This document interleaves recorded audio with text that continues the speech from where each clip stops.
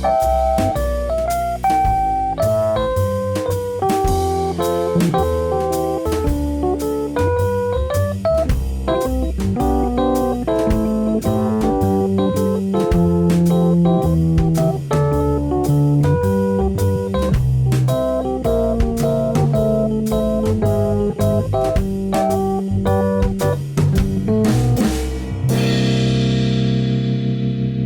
Marino Show. Hey everyone, welcome back to The Marino Show. I'm your host, David Marino. Today I'm joined by filmmaker Frank Aguilar with Strange Film Studios. They've made a number of films, including Raven, Center City, He Comes to Kill, and their latest, The Gifted, which is highly anticipated. I can't wait for that to come out to the entire public so everybody can see it. Frank, I'm so excited to have you with me today. Thank you for joining me. Thank you for inviting me. Thank you. It's I'm excited. I'm a big fan, and you're a good friend. And you're a good friend. So I have to mention that, you work with your son, August Aguilar, who's been on the show before with Strange Film Studios. You all are collaborators on many of the films that you produce. I want to start off with The Gifted, and you don't have to give too much away, but this is a film that I know that you and August, by watching some of your things that you put out on the podcast that y'all have, how proud you are of this project. I've been following y'all for over a year and a half now. And when I watched this, because you sent it to me, I could really see how elevated, not that I love all your work, but this was it felt different. It just felt different. Like this was what's the word? It feels like a progression in your filmmaking. What would you say just about The Gifted and what the experience has been like filming it?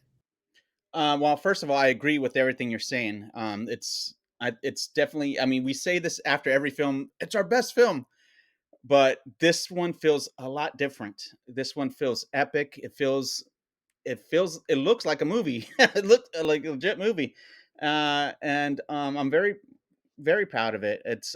I'm in love with the movie, and I just can't believe how well it came out. And I can't wait for everyone to see it. It's like you said, it's elevated and it's in every way. And the film follows the character Barbara, who has a gift. We won't expand too much upon that, but she's trying to get clean, to be forgiven for her sins of the past. That's all I'm going to say about the film. Ginger Lynn Allen plays Barbara, and Ginger Lynn, Jennifer Pearl, White Lavender Jones, Eileen Sullivan, Joe Casterline. Such a great cast. I know there's so many people in this film. Ginger kicked it out of the park. Mm-hmm. I think a lot of people are going to be surprised that she's a very good actress. People know her from her past, of course, but also from a lot of those B movies that she's done. I remember the first day I pitched this story to her, and I knew that I was giving her something meaty to do, something that she hasn't had in a long time. And I told her, I was like, look, we want to see you act. I'm not interested in anything that you've done before. This is what it is. And I pitched it to her, and she really loved it. And she knows it was a meaty part, and it is a meaty part, and it shows her acting skills, because to some of the people that we showed it to, I've already been hearing, man, she's a great act. She's pretty good.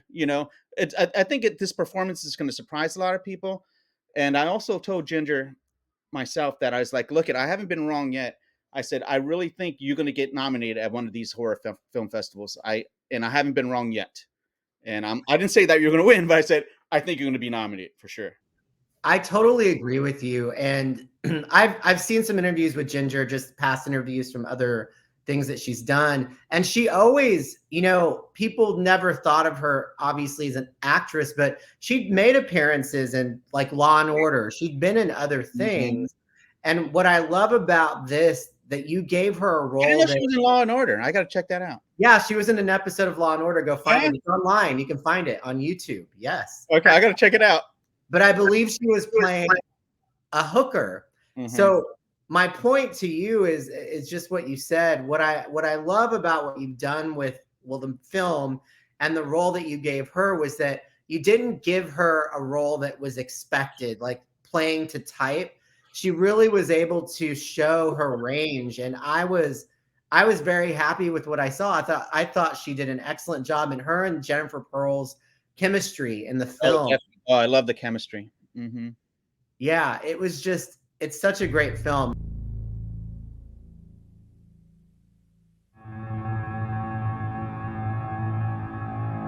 I mean, are you sure we should do this? This could all be bullshit. I mean, we just made a few mistakes. He's waiting for you inside. I made this mess and I dragged you into it for years. We have to do this. I have to do this. Okay. We have to get clean. If you wish for my blessing,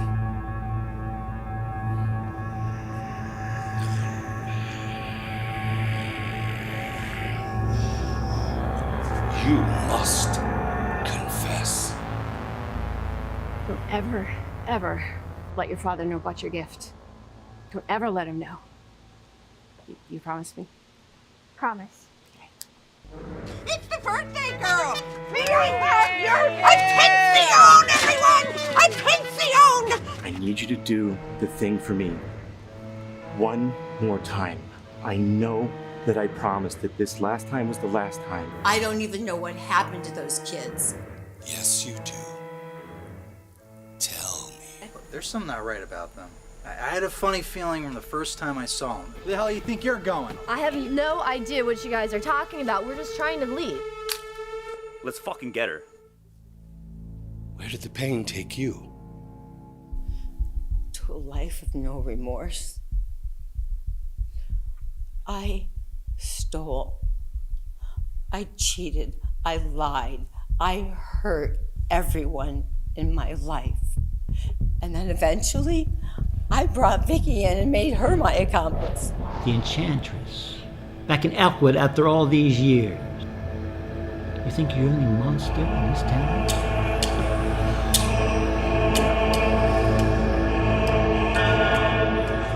Why are you here?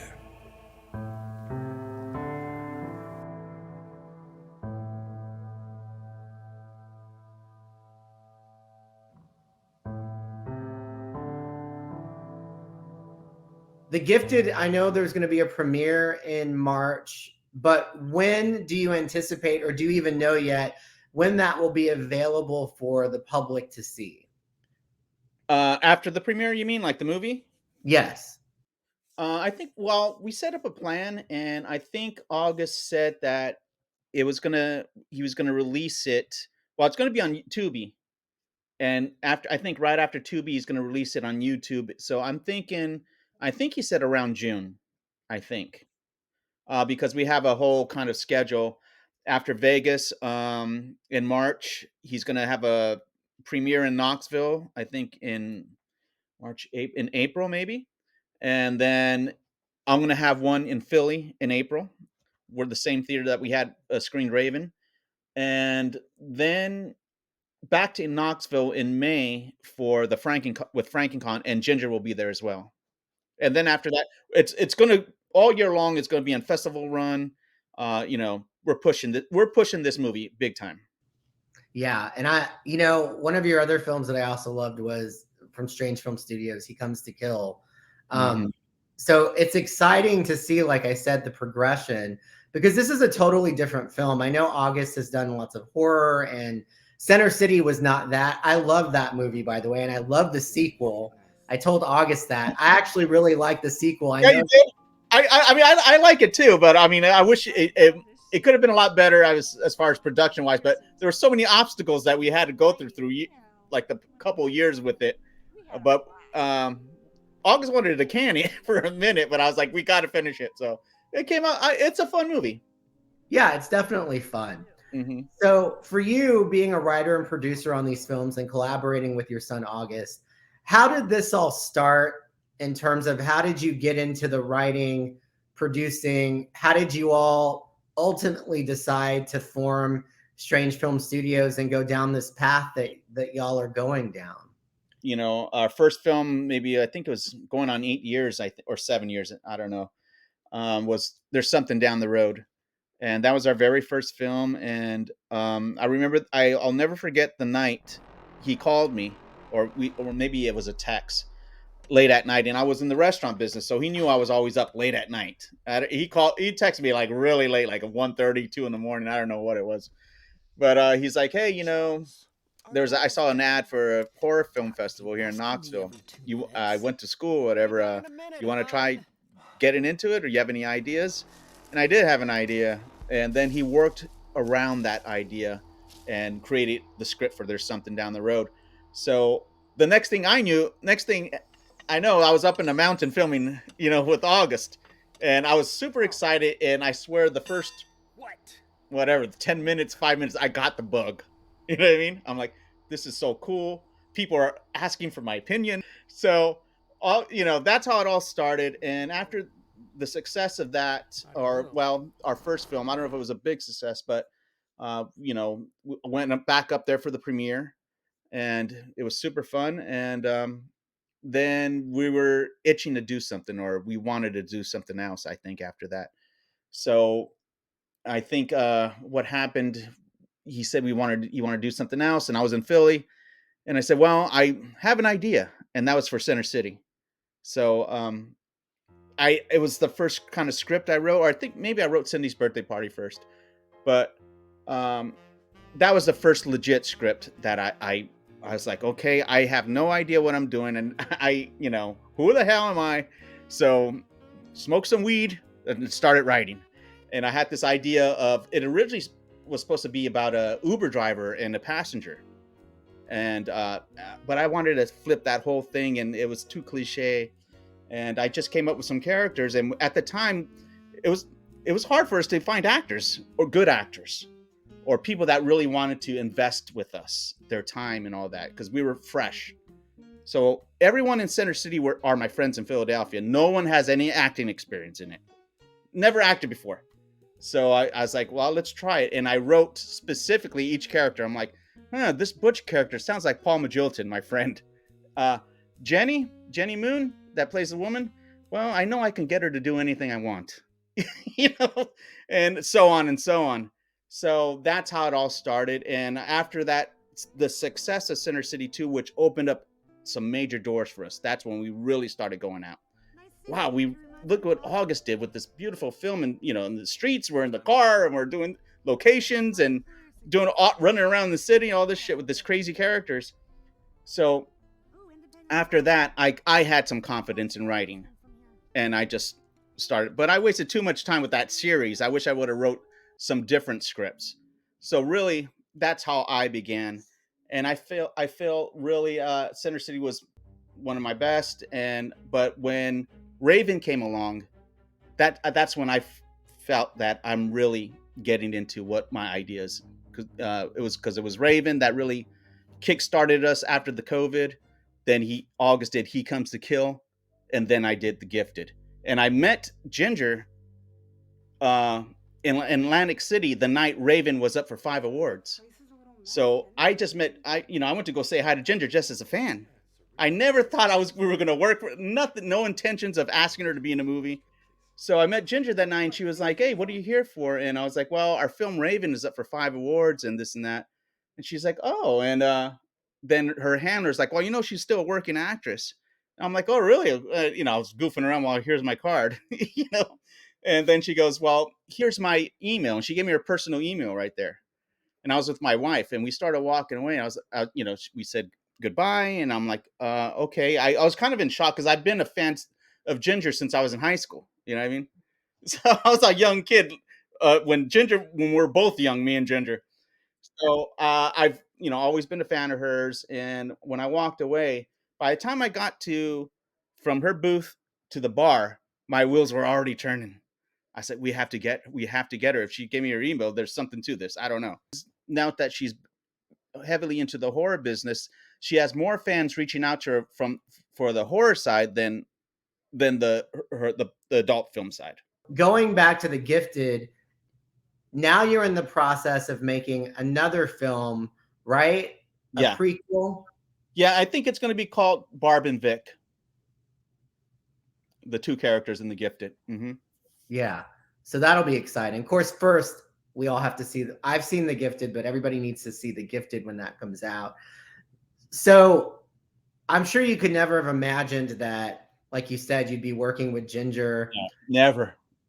Who were some inspirations to you, just growing up in terms of movies that you liked? Is there anybody that you love to watch today that you emulate or that you would love to work with as even a director, whether it's an actor or a director or somebody in the film business? Is there a certain kind of film that you gravitate to? No, but as far as I've always been a movie fan and into films, it was a lot of the times that's all I did because I was pretty much I was an only child, and there was nobody else to talk to. I watch movies. I'm a big nerd. I loved all the sitcoms back in the day. But I've always been a fan of films, and I love the classics and the classic directors. Especially, I think a lot of influence for me was Spielberg.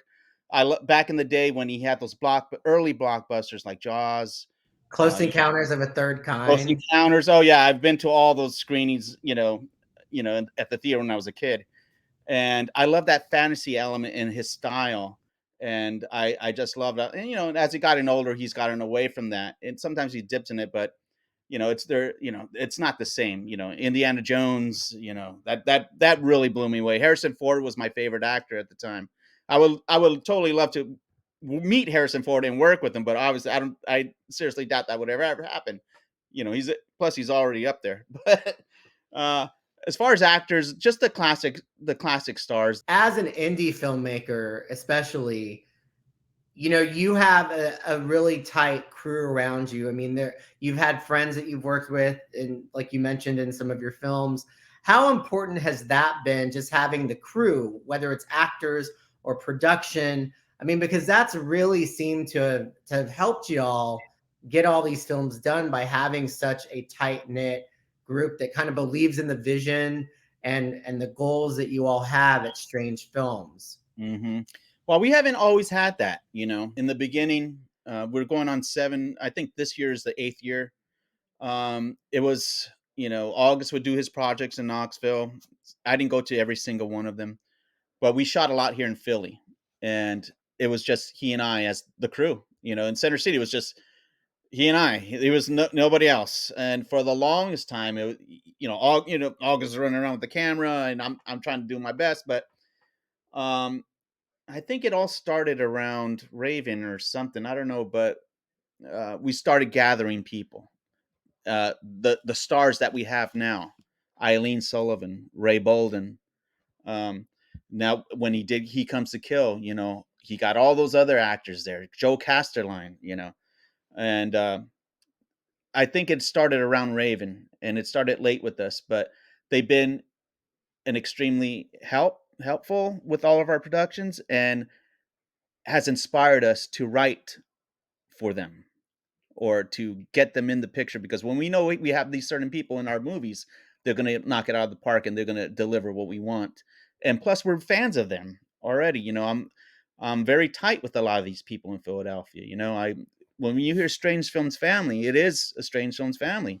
We root for each other. We care about each other. We want we want everyone to succeed, and for them to believe in us, it just drives us harder, because if we didn't have them, it would just feel empty. You know what I mean? So we do have a tight knit group, and a lot of the stars that you'll see in The Gifted are returning for the prequel, which is fun. Awesome. It reminds me a little when you're talking about just the crew that you've accumulated over the years. John Waters. John Waters is a famous director who's done some controversial films, but yes, much like that, he had the same. If you look at most of his films, a lot of the same people that were in them, and it was that tight knit group that really kind of sustained him all the way up until when he got to like the bigger time, like Hairspray and Crybaby and all of that. So what would you say is, your ultimate goal with Strange Films? What would you like to accomplish in the future, aside from what you've already accomplished? What else would you like to do? we want to get to the top. You know, we want to hit it. We want to make some money. You know, and we want people to watch our films. We want it all. Everything that you would think, that's what we want. And you know, August does probably 90% of the work. You know, I do my little small part, but it's like me pitching a ball and he does something, or giving him a mold and he just shapes it up to whatever I'm thinking. He and we work very well. We're on the same wavelength. He gets what I'm writing.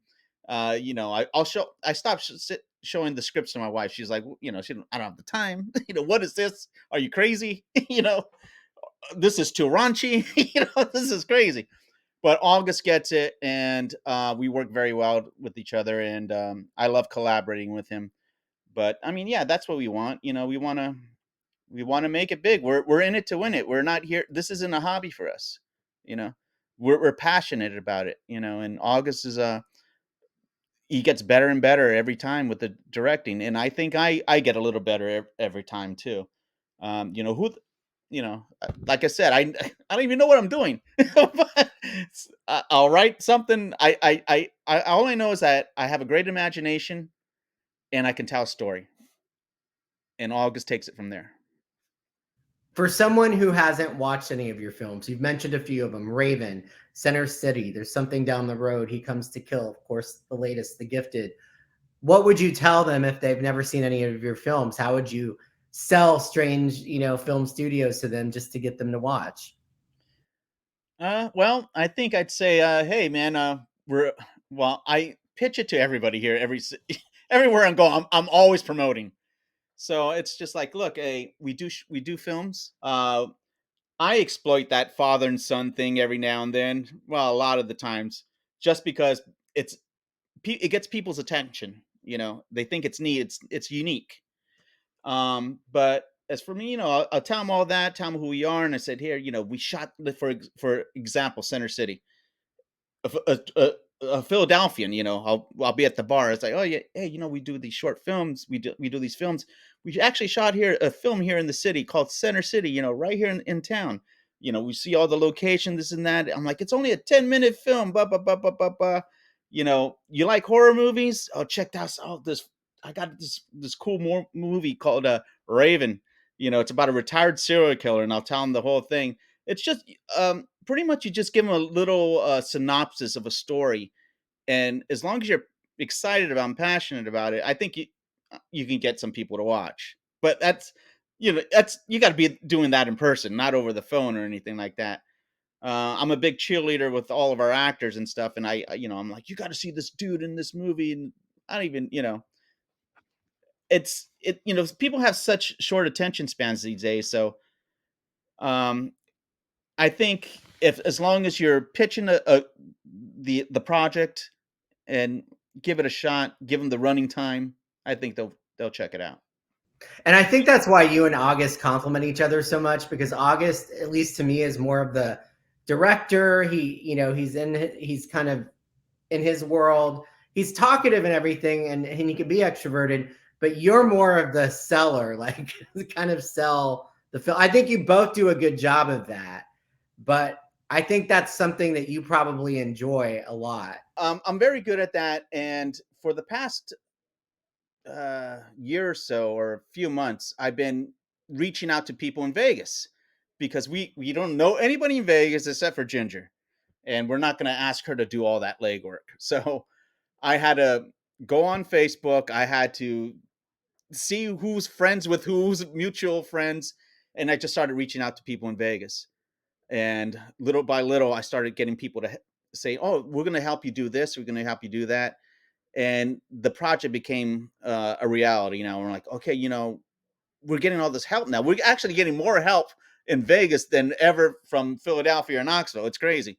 They're very nice. They've been very welcoming. I started following all these film groups. I'm like, you know, we'll start chatting on messages, and I'll say, hey, let me call you. Let's talk this over first. And then I pitch and I sell.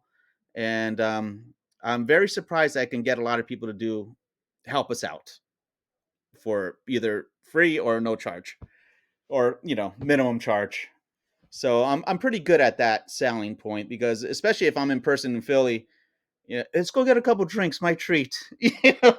Uh, we start becoming friends, and that's how it is. I like doing that part, meeting people and getting them excited, So you've Guys. written the prequel to The Gifted. Do you have any other ideas? I'm sure you always have ideas that are coming to your Yeah. mind. Yes, we do. Well, I know we want to do something non-horror, and I've already started that script. It's an indie drama comedy, and that's something I've never done before. But what I have so far is, I don't know, makes me laugh. I'm cracking up as I'm writing. It's funny, but I got that in the can right now, and I think I'm going to start. I'm going to try to get that done and present that to Ginger as well. But it's a smaller film. It's nothing big, no SFX, no nothing like that. It's a little charming comedy that's, it's got some raunchy no stuff in it, but it's funny and it's cute. And also I have some ideas in the can, but I don't know if we'll ever get to it. But I got like 3 ideas right now that I every time I have a little right idea or a title, make a little note. I was like, maybe we'll get back to that someday. Just like Raven, I had that story for 4 years before we even filmed it. You know, it's you just got to make some notes and make sure you don't forget. As soon as you have a cool idea, write it down. It's actually a hustle too, right? Like being an indie filmmaker. I mean, you have your regular day job and then you're doing this on the side. So it's a lot of work. It is. I mean, first, like I said, August does all the work. But I do some work, and I'm hustling, meeting people and talking to them and trying to get them to help us, especially on my side of town. August has his own thing over there. When he comes here, I got everything ready. But it is a hustle. Like I was just for example, today I was at work, and I work for Bicycle Transit. It's a bike share company, and I work out in the field. I drive and I do all this maintenance and all this other shit. But as I was, over here, it's still cold, and I'm walking around through snow, and I'm lifting up the ramp to the van. I'm like, Jesus Christ.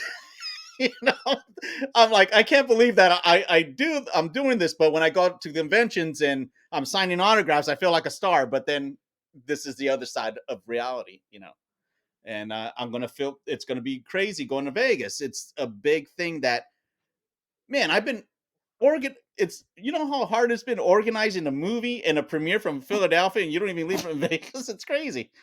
So yeah, exactly. It's a hustle, and it's a hustle every fucking day. If you're up and comer, that's all you got to think about. You got to fucking think and live your dream. Every day is a hustle. You got to do a little something about everything. I'm doing something every day about something, even if it's just a little calling one person or something.